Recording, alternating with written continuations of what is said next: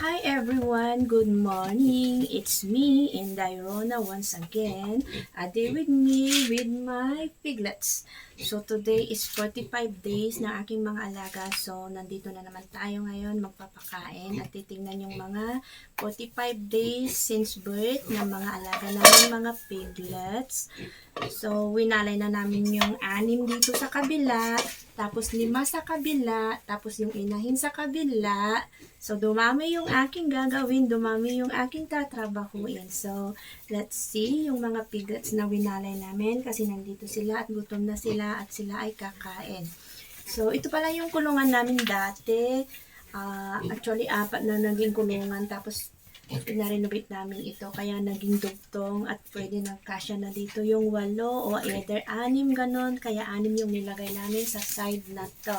So titignan natin yung mga piglets namin na winalay dito na 6 kasi nilipat na namin yung 6 kasi lumalaki na sila. So 5 din dun sa kabila, mamaya makikita din natin yun.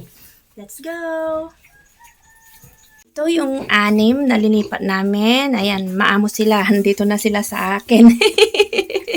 Doon kayo. Andito na sila. Tapos doon yung kainan nila. And ito, ayan, nandito na sila sa akin tabi. Hello, chocolate!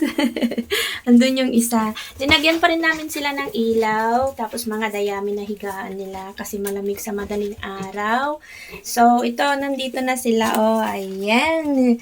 Ito na yung 6 na magkakapatid din. Tapos 5 dun sa kabila. At magpapakain muna ako. Ito na yung 6 na piglets namin na nilipat dito sa unang kulungan. 6 sila na magkakasama. Tapos may bagong ginawan dito sa gilid na ito na kainan nila kasi renovate itong kulungan na to at pinagsama yung dalawa para maging maluwang. Kaya kasya silang 6 dito. Tapos dyan nilalagay yung pagkain nila. Nilagyan ko na rin yung pagkain nila dyan. Nakaubos na nga ang mga piglets ko ng pre-starter. Kaya ang kinakain na nila ngayon is yung starter na ang binibigay ko. Kasi since birth is 45 days na sila since birth. Kaya marunong na rin silang kumain, matakaw na nga rin sila. Marami na nga rin silang kinakain maghapon. Yung inuman nila is hiniwalay na lang namin doon sa kabila. Kasi minsan pag nagpo sila o umihi sila doon kasi sa loob ng inuman. Kaya yung inuman dito sa banda kabila ang nilagyan namin. Kaya dito lang sila kakain, tapos pagkatapos nilang kumain, lilipat sila dun sa kabila, ganun na lang. Pero pwede naman sanang lagyan ng inuman dyan, pero pag binasa ulit yan, dyan na naman sila magpupo. Kaya iniiwasan ko yung dyan sila magpo para hindi sila magtae, kumbaga.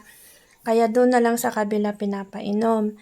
Ito yung 6 na magkakapatid din. Tapos, doon sa kabila, nandun din yung 5. Itong 6 ang hiniwalay namin dito kasi mas maluwang ito, kaya dito sila magkakasama.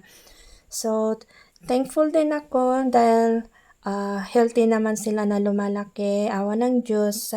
Kaya pasalamat din talaga ako kay God dahil araw-araw naman na malulusog naman sila at matatakaw kagaya ko. Thanks guys for watching!